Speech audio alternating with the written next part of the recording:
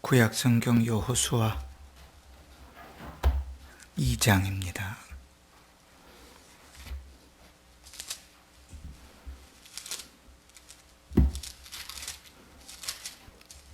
(15절로) (21절까지)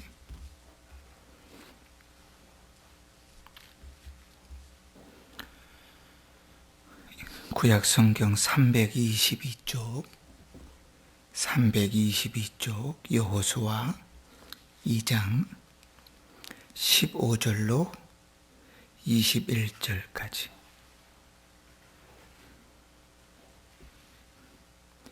여러분이 한 절 읽고 제가 한 절 읽고 교독하면서 하나님의 음성을 듣기를 바랍니다. 15절부터 읽으시기 바랍니다. 시작.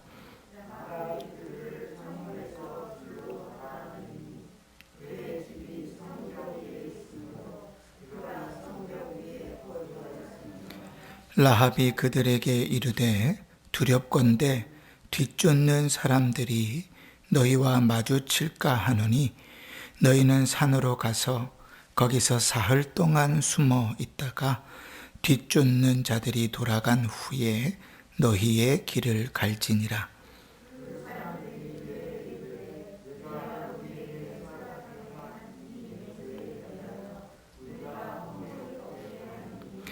우리가 이 땅에 들어올 때에 우리를 달아 내린 창문에 이 붉은 줄을 매고 내 부모와 형제와 내 아버지의 가족을 다 내 집에 모으라.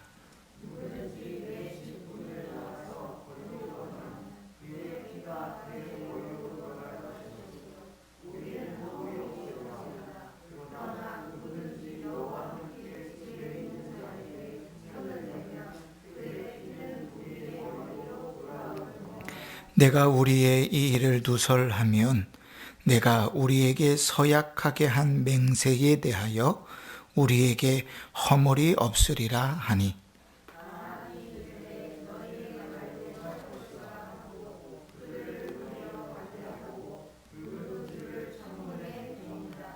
아멘.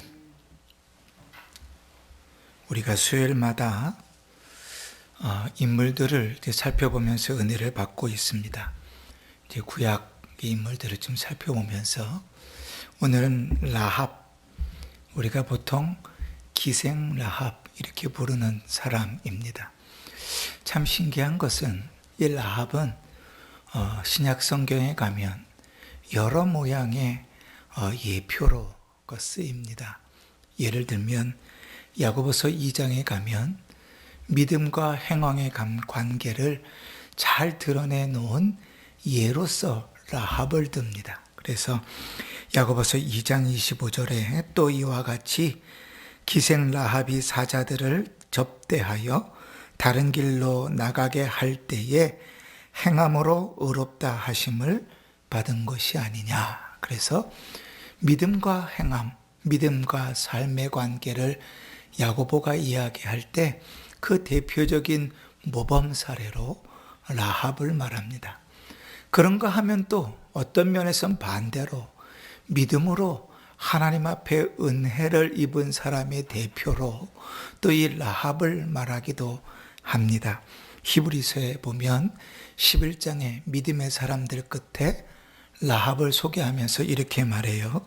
믿음으로 기생 라합은 정탐꾼을 평안히 영접하였으므로 순종하지 아니한 자와 함께 멸망하지 아니하였도다. 그래서 믿음으로 하나님의 은혜를 입었다 하는 것을 표현하면서 그 대표적인 예로 라합을 듭니다.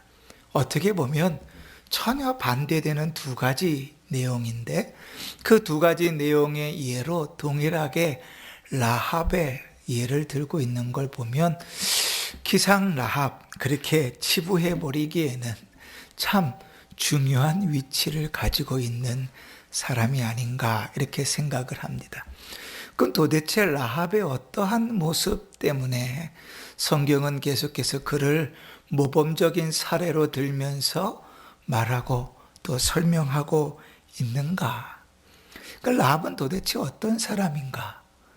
그 라합은 크게 세 가지 단어로 표현이 되는 사람입니다. 첫 번째는 여자지요, 여자. 여인이라고 하는 것은 당시 이스라엘 사회에서는 연약한 사람 중에 속합니다. 여인, 과부, 어린아이 이런 사람들은 연약한 사람 중에 속하죠. 남성 위주로 성경은 기록되어져 있을 뿐 아니라 남자의 보호를 받아야 되는 사람으로 여인을 기록하니 이 기생 라합은 여자였으니까 연약한 사람이었습니다. 그런데 연약한 사람이면서도 동시에 이 여인은 이방인이었습니다. 하나님께서 택하신 선택된 민족, 그 이스라엘의 입장에서 봤을 때 이 라합은 하나님께서 진멸하실 약속의 땅 가나안의 사람이니까 이방인입니다. 때로는 율법의 이방인을 후대하고 선대하라 하는 법도 있습니다. 그래서 고아와 과부와 이방인들을 위해서, 객을 위해서 추수를 다 하지 말고 남겨두라 하는 말씀들도 있지만, 사실 하나님께서 정복해 들어가야 할 약속의 땅과 관계에서는 그들은 다 죽어야 하는 자들이죠. 다 죽어야 하는 이방인입니다. 세 번째로, 이게 좀 제일 기가 막힌 일인데, 특히 히브리서에서는 라합을 이야기할 때마다 그 앞에 꼭 기생이라는 말을 넣습니다. 오늘 우리가 여호수아서 2장을 쭉 읽으면 사실은 2장 1절에 빼고는 라합을 이야기하면서 기생이라고 강조하지 않습니다. 그런데 희한한 건 히브리서에 가면 그를 기생 라합 이렇게 별명을 붙여서 이야기하지요. 직업이 몸을 파는 기생이었습니다. 이방인이라는 것만으로도 이스라엘 사람들에게는 천한 사람들인데, 그 천한 사람 중에서도 직업이 기생이었고, 또 음란함이라는 것은 이스라엘 중에서 죄 중에 악한 죄에 속하였으니까요. 이 라합은 사실은 상종 못할 여인입니다. 그지? 연약한 자지만 상종하지 않아야 될 사람. 그런데 이 라합이 믿음으로 하나님의 백성의 무리에 들어옵니다. 단순히 하나님의 선민의 무리에 그냥 이름을 올리는 정도가 아니라 하나님께서 그를 존귀하게 세우십니다. 희한하지요? 그럼 무엇 때문일까? 어떻게 그랬을까? 오늘 본문의 내용을 보면 그의 믿음 때문입니다. 이 라합의 내용이 오늘 이제 1장, 2장에 계속 기억돼 나오는데요. 이제 여호수아가 이스라엘의 지도자가 되고 나서 이제 가나안 땅을 점령하기 위해서 2명의 정탐꾼을 가나안 땅에 보내잖아요. 그런데 이 가나안 땅에 들어간 정탐꾼이 하필이면 그 많은 집 중에 라합의 집에 숨어 들어갔다는 것 아닙니까? 그런데 그때에 이 여리고 성의 사람들이 그 소식을, 소문을 듣고요, 그 사람들을 잡아서 색출해서 죽이려고 막 뒤집고 다니기 시작했습니다. 그냥 봐도 사실은 차이가 나요. 우리 기억나시죠? 40년 전에, 이때로부터 40년 전에 가나안 땅에 정탐꾼 12명을 보내놨더니 그들이 갔다 와서 하는 내용 중에 하나가 뭡니까? 거기에는 안악자손들이 있습니다. 안악자손들은 기본적으로 키가 큰 사람들이죠. 우리가 그 예를 들면서 누구를 들죠? 골리앗. 그죠? 대표적인 예로 골리앗을 들잖아요. 보통 사람들보다 큰 사람들인데 히브리인들이 그보다 작은 사람들이 들어왔으니 눈에 확 띄었겠죠. 소문이 그들이 들어왔는데 그날 밤이 되지 않아 이미 왕에게까지 그 소문이 다 들어가고 그들을 잡아내려고 군대가 막 움직이기 시작했습니다. 왜 그랬는고 하니 이미 이스라엘에 대한 소문이 여리고성에 파다하게 났기 때문입니다. 40년 전 일인데 그 40년 전에 애굽 땅에서 나올 때 하나님께서 행하셨던 10가지 기적에 대한 소문이 이미 가나안 땅까지 다 났을 뿐 아니라 40년을 돌면서 아모리 족속의 두 왕을 어떻게 진멸시켜 버렸는지가 소문이 너무나 명확하게 들려가지고요. 사실은 가나안 땅의 사람들은 덜덜덜덜 떨고 있었던 상황입니다. 이스라엘 백성이 무서워서가 아니라 그들의 하나님이 무서웠기 때문에, 그들의 하나님이 무서웠기 때문에. 그러니 그런 이스라엘의 정탐꾼이 여리고에 들어왔다는 소문만으로도 이 여리고 사람들은 두렵고 떨 일이지요. 근심이 될 일입니다. 자, 그런데 그 두려움이 다른 사람들에만 있고 라합에게는 없었겠습니까? 근데 라합도 역시 여리고 사람인데요. 이 라합 역시도 그 소문이 역시 자기에게 있었을 거예요. 그지? 우리가 흔히 요즘 코로나 이야기를 하면서 옆에 나라에 몇천 명씩 코로나 확진자가 하루에도 납니다. 이런 이야기들 들으면 길 건너 일 같잖아요. 그죠? 그런데 우리나라도 이렇습니다. 그러면 체감이 되지 않아도 확 마음이 두렵잖아요. 백신을 맞아야 될지 맞지 말아야 될지 걱정과 염려와 근심이고, 맞은 사람은 맞은 대로, 안 맞은 사람은 안 맞은 사람대로 걱정과 근심이 쌓이잖아요. 그 소문의 무서움 아닙니까? 라합도 역시 똑같이 무서웠을 거예요. 어쩌면 한편으로는 이렇게 위로를 삼았을지 몰라요. 내가 그래도 몸을 파는 기생인데 이스라엘 사람들에게도 기생이 필요하지 않겠어? 다 죽을 때 그래도 나는 살 수 있는 확률이 좀 있지 않을까? 혹 그렇게 생각했을지 모르지만, 그러나 라합에게 역시도 두려움은 똑같은 것이었을 거예요.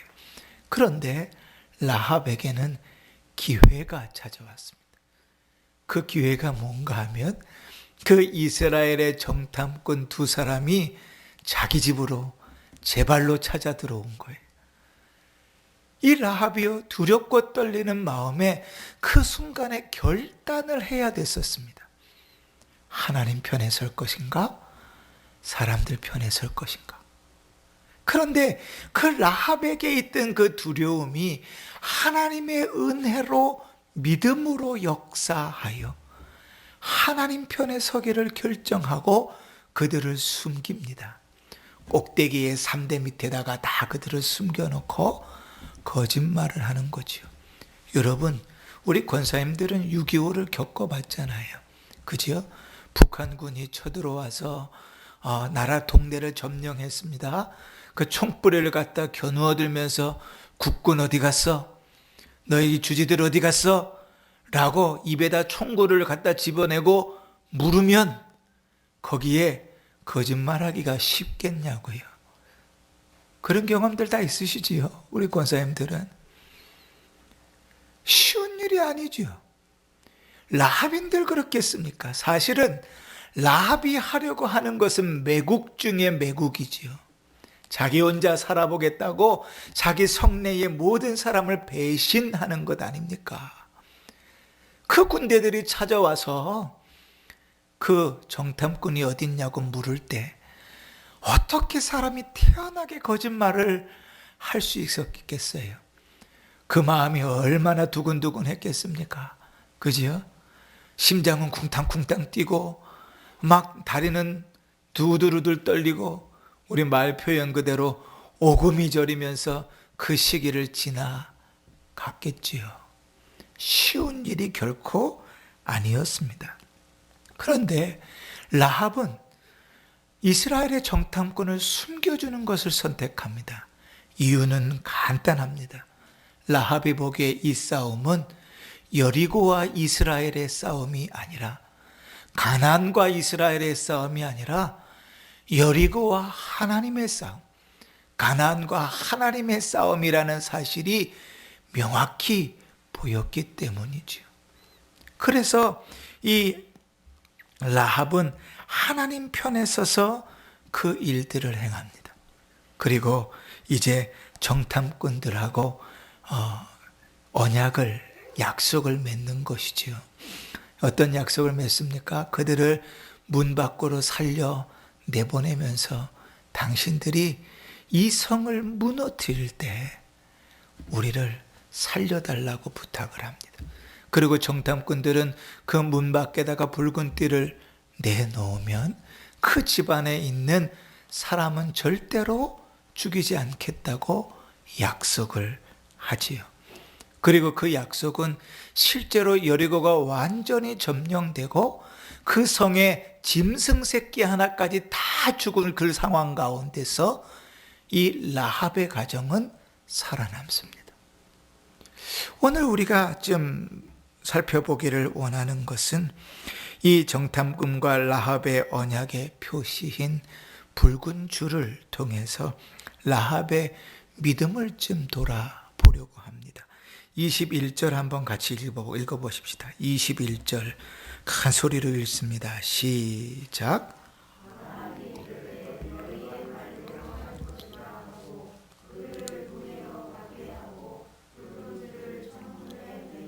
아멘. 자, 여러분, 이 정탐꾼들이 이 라합에게 맺은 약속의 표식이 무엇인가 하면 문 밖에다가 붉은 줄을 매다는 것이었습니다. 근데 여러분, 이러한 사소한 일이 쉬운 일 같잖아요. 그런데 여러분, 가만히 생각해 보면 그 작은 것에 순종하는 일이 훨씬 더 어렵습니다. 저는 그런 생각을 종종 할 때가 있습니다. 차라리 지금 예수를 믿는 것이 북한처럼 어렵고 예수를 믿는다고 하면 총뿌리를 겨루어대고 칼을 목에다가 들이대고 너 예수 믿을래 죽을래 라고 하면 오히려 우리 신앙이 좀 더 나을지 모르겠어요. 그런데 신앙생활을 마음대로 하든지 예배를 지멋대로 드리든지 기도를 하든지 말든지 순종을 하든지 안 하든지 간에 자기 마음대로 살아도 그 목숨에 전혀 지장 없고 돈 버는 데 지장 없고 살아가는 데 지장 없고 자식들이 해를 당하지 않고 계획한 일이 어그러지지 않습니다. 그러니 하나님을 경외함과 두려움이 다 사라져 버렸어요. 우리가 요즘 여호수아서 쪽에 사무엘상을 읽지만 사사의 시대가 딱 그런 시대 아닙니까? 그지? 자기 마음대로 살아가는 시대. 그러면서도 자기의 신앙이 참 괜찮다고 착각하고 살아가는 시대. 그런데 여러분, 우리의 신앙에 차라리 하나님께서 우리의 목에 총을 겨누고 칼을 겨누면 내가 결단하고 믿음을 지키는 게 더 쉬울 것 같아요. 근데 하나님은 어떻게 하냐면 네가 힘 다하여 예배드리라고 말씀하십니다. 믿음을 다하여 작은 것에 순종하라고 말씀하십니다. 주 앞에 무릎을 꿇어 기도하라고 말씀하십니다. 입을 열어 예수의 복음을 전하라고 말씀하십니다. 자녀들에게 말씀을 잘 가르치라고 말씀하십니다. 아주 사소하고 쉬운 일을 우리에게 명령하십니다. 그런데 그 일을 순종함이 쉽습니까? 쉽지 않죠. 여러분, 라합의 입장에서 한번 생각해 보십시오. 차라리 정탐꾼들이 일주일 후에 우리가 쳐들어올 것이니 그 전에 다 짐을 싸고 여리고 성에서 나가라 그랬으면 훨씬 더 순종하는 일이 쉬웠을지 몰라요. 땅굴을 파고 저 밑에 숨어 있어라 하는 것이 훨씬 더 설득력이 있었을지 몰라요. 그런데 하나님께서 이 정탐꾼들을 통하여 그들에게 내세운 언약의 표징은 단순히 붉은 줄을 창밖에 매다는 것뿐이었습니다. 그런데 라합은 그 작은 일을 순종합니다. 작은 일이라고 무시하지 않습니다. 희한하죠. 그런데 여러분, 하나님께서요 우리를 쓰실 때 어떻게 쓰시는지 아십니까? 작은 것에 충성한 자를 쓰십니다. 큰 일을 맡겨주시면 잘할 것 같잖아요. 근데 천만에요. 작은 일에 충성하지 못하는 자에겐 절대로 하나님 큰 일을 맡기지 않습니다. 작은 일에 충성하지 않는 자에게 큰 일을 맡기면 그 큰 일 전체를 다 망가뜨리는 경우가 되어버립니다. 그래서 예수님은 몇 번을 신약성경에 강조하는 말씀 중에 이런 말씀이 있습니다. 누가복음 16장 10절에 지극히 작은 것에 충성된 자는 큰 것에도 충성하고 지극히 작은 것에 불의한 자는 큰 것에도 불의하니라. 아멘. 그러니 여러분, 평안할 때 신앙생활 제대로 할 수 없는 사람은 목에 칼이 들어와도 신앙생활 제대로 못합니다. 작은 것에 순종할 수 없는 사람은 절대로 하나님이 큰 일을 맡기지 않습니다. 10문화를 10종에게 하나씩 한 문화씩 남겨주고 주님께서 떠나셨습니다. 그 비유를 누가복음 19장에 하시면서 그 문화를 가지고 자기의 열심을 다하여 주인 앞에 가지고 온 자에게 주님 이렇게 말씀하세요. 주인이 이르되 잘하였다 착한 종이요, 내가 지극히 작은 것에 충성하였으니 10고을 권세를 차지하리라 하고, 주님 뭐라고 칭찬하시죠? 착한 종이라고 칭찬합니다. 반대로 바꿔볼까요? 작은 것에 순종할 수 없는 자, 작은 것에 충성할 수 없는 자는 악한 종입니다. 그러니 여러분, 우리의 신앙을 한번 돌아보십시다. 아무것도 아닌 것 같고 누구나 다 할 수 있는 것 같고 쉬운 일 같은 그 일에 여러 가지 이유들을 들어 순종할 수 없을 때 하나님 좀 큰 일을 맡겨주시지 이렇게 시시한 일을 맡겨주셔서 이런 시시한 건 안 합니다 라고 주님 앞에 나갈 때 절대로 주님은 그를 칭찬하지 않으시고 신뢰하지 않으십니다. 우리의 삶의 예배는 기본이잖아요. 그러니까 예배가 무너지는 자에게 절대로 하나님은 은혜와 복을 내리지 않습니다. 신앙에 순종하는 삶을 하나님 앞에 살아갈 때 그것이 무너지는 자에게 하나님 절대로 복 내리지 않습니다. 작은 물질을 주님 앞에 잘 쓸 수 있는 자에게 하나님이 큰 물질을 맡기십니다. 작은 물질을 제대로 쓸 수 없는 자에게는 주님 죽었다 깨나도 그를 부자로 만드셔서 큰 물질을 맡기지 않으십니다. 그런데 하나님 앞에서 작은 물질은 하나님이 나를 통하여 흘러가는 것일 뿐 하나님 앞에 투명하게 믿음으로 쓰면 하나님 그에게 더 큰 물질을 맡기십니다. 재능도 마찬가지입니다. 사람도 마찬가지입니다. 교회의 직분도 마찬가지입니다. 목사가 볼 때에도 그렇게 판단이 됩니다. 직분자를 세울 때도 역시 그렇습니다. 사랑하는 성도 여러분, 하나님은 작은 것에 충성된 자를 쓰십니다. 하나님께서 라합에게 큰 일을 통하여 그가 구원의 문으로 나가도록 만들지 않으셨습니다. 아무것도 아닌 것 같은 작은 것 하나, 문 밖에 붉은색 천 하나 내려오는 그것으로 하나님은 그의 순종을 테스트하십니다. 두 번째로 이 라합의 이 순종이 얼마나 기가 막히냐면 그는 말씀을 듣고 즉시 순종합니다.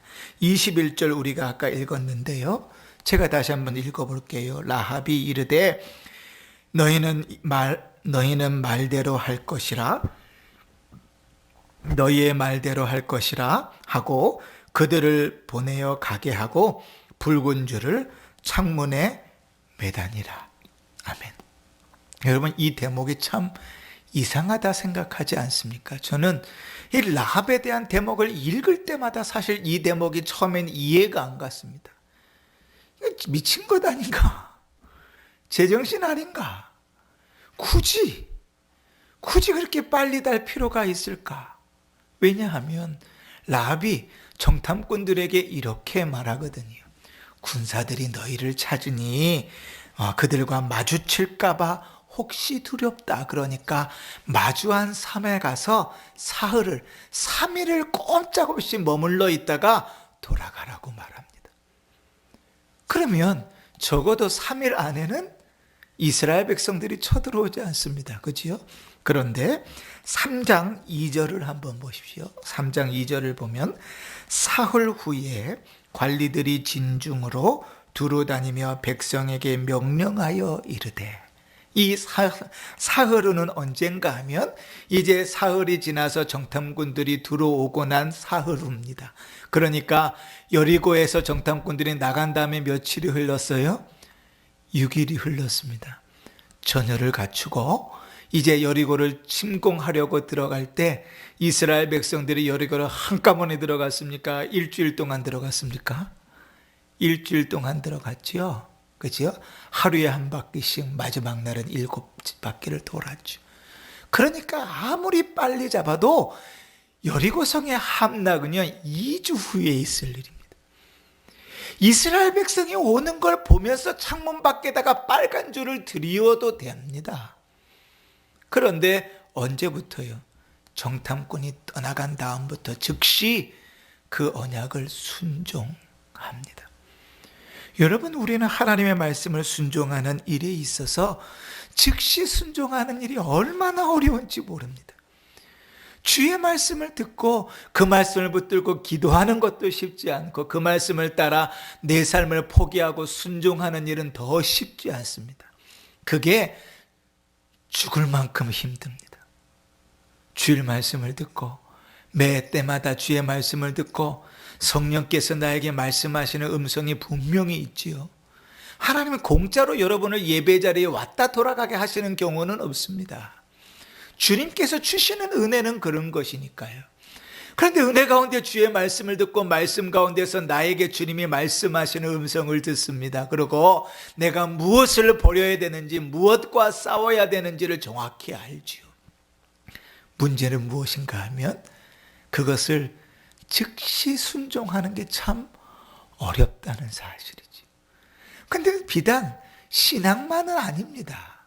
우리가 맨날 제가 죄송합니다. 다이어트 얘기 많이 하지만 다이어트를 해야지. 몸무게를 좀 줄여야지. 뱃살을 들어가게 해야지. 그러면서 늘 그런 마음을 먹으면 그날은 꼭 맛있는 거 먹을 일이 생겨요. 그죠? 그러면 내일부터 그지? 공부 안 한다고 아빠에게 직살나게 혼납니다. 공부해야지 이렇게 마음에 다짐을 하고 합니다. 그런데 지금부터는 아니고 내일부터 그지? 이 버릇을 꼭 고쳐야지. 내가 이 버릇을 가지고는 살면 안 되겠다. 어려움을 당하면서 굳게 마음을 먹는데 오늘부터는 아니고 내일부터. 우리는요 즉시 순종하는 일, 즉시 행하는 일이 참 어려운 존재들입니다. 근데 여러분, 믿음으로 살아가는 길은 더더군다나 그렇습니다. 왜냐하면요 주의 말씀에 순종하지 않을 이유는 수만 가지가 됩니다. 한번 종이를 펴놓고 하나님의 말씀에 순종하지 않아야 될 이유를 적어 보십시오. 설교 시간에 주의 말씀을 듣고 하나님 나에게 이렇게 순종하라 하시는구나 마음을 딱 먹고 난 다음에 종이를 펴놓고 바로 순종하지 않을 이유를 한번 적어 보시라고요. 제 말 한번 듣고 꼭 한번 해보십시오. 술술 적힐걸요. 술술 적혀요. 내가 즉시 순종하지 않아야 될 이유는, 근데 즉시 순종해야 될 이유는 딱 하나밖에 없습니다. 뭐지요? 하나님이 그러라 명령하시는 것 외에는 없거든요. 순종하지 않을 이유가 너무 많습니다. 주님 건강이 안 좋아서요. 주님 지혜가 없어서요. 주님 경험이 부족해서요. 주님 생각이 짧아서요. 주님 자식들 때문에요. 주님 약을 먹어야 돼서요. 주님 하는 일이 있어서요. 적으면 적을수록 막 리스트들이 늘어납니다. 그런데 주님은요 주의 말씀에 즉시 순종하는 자에게 은혜와 복을 주십니다.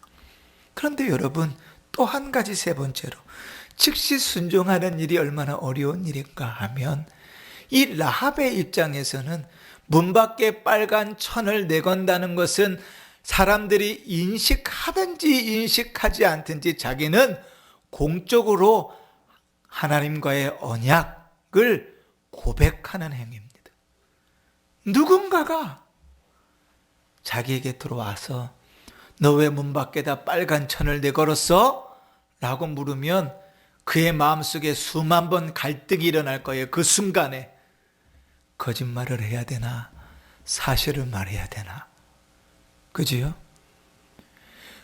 그가 그 문 밖에다가 빨간 천을 내다는 것 자체는 그는 사람들이 알지 못한다 하시라도 공공연하게 공적으로 자기의 신앙을 고백하는 겁니다. 그 언약을 표시하는 것이거든. 그러니 아까도 말씀드린 것처럼 이스라엘 백성들이 막 쳐들어오기 시작할 땐 내거려도 문제가 되지 않습니다. 그런데요, 그는 그 신앙을 표명하기를 주저하지 않았던 거예요.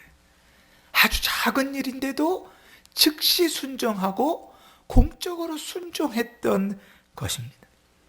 라합의 믿음은 그러한 것입니다. 그리고 하나님께서 그러한 일들을 통해서 그럼 그에게 어떠한 은혜와 복을 주셨는가? 우리가 공공연하게 아는 복은 무엇인가요? 그가 구원을 받았다는 사실이지요. 그런데 사실은 그 내용을 조금 더 구체적으로 들여다보면 첫 번째로 그가 얻은 복은요, 그의 가정이 복을 받은 것입니다. 그뿐만이 아닙니다. 18절 보십시다. 정탐꾼이 이렇게 약속합니다. 우리가 이 땅에 들어올 때에 우리를 달아내린 창문에 이 붉은 줄을 매고 그 내 부모와 형제와 내 아버지의 가족을 다 내 집에 모으라, 이렇게 말합니다.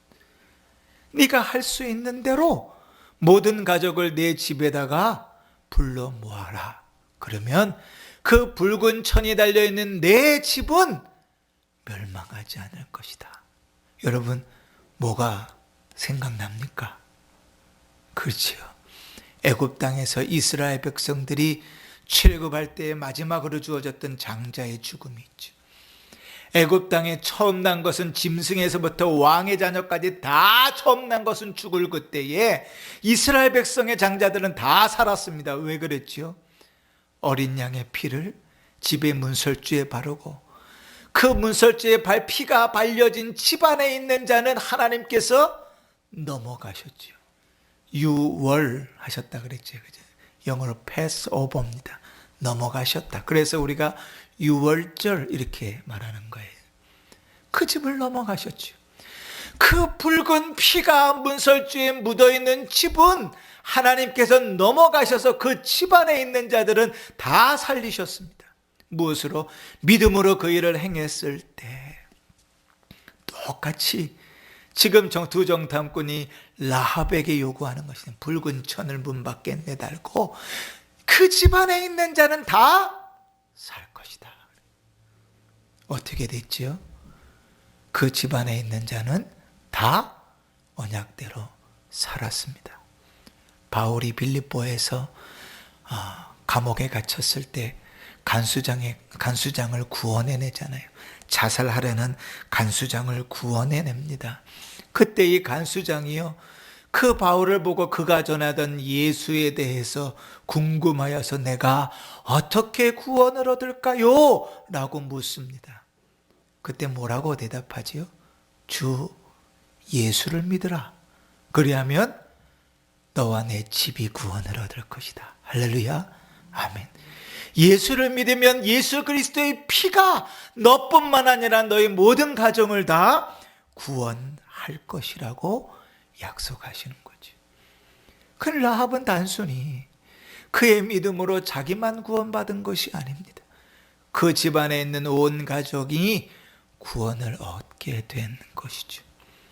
두 번째로 우리가 단순히 라합이 구원을 얻었다 한 사람이 일신에 혹은 그 가정에 부어진 은혜라고만 생각합니다. 라합의 이러한 믿음이 어떻게 그가 하나님의 자녀가 되었는지를 우리에게 잘 보여주는데, 그냥 이스라엘 백성이 된 것만으로도 사실은 대단히 큰 은혜 아니겠습니까? 나 같은 자를 그리스도께서 대신 대속하여 죽으시고 구원하셨으니 그 은혜에 감사합니다. 그것만 해도 사실은 큰 은혜고 복이지 않습니까? 그런데 하나님이 그를 어떻게 쓰십니까? 그를 믿음의 조상이 되게 하십니다. 믿음의 조상이 뭔가?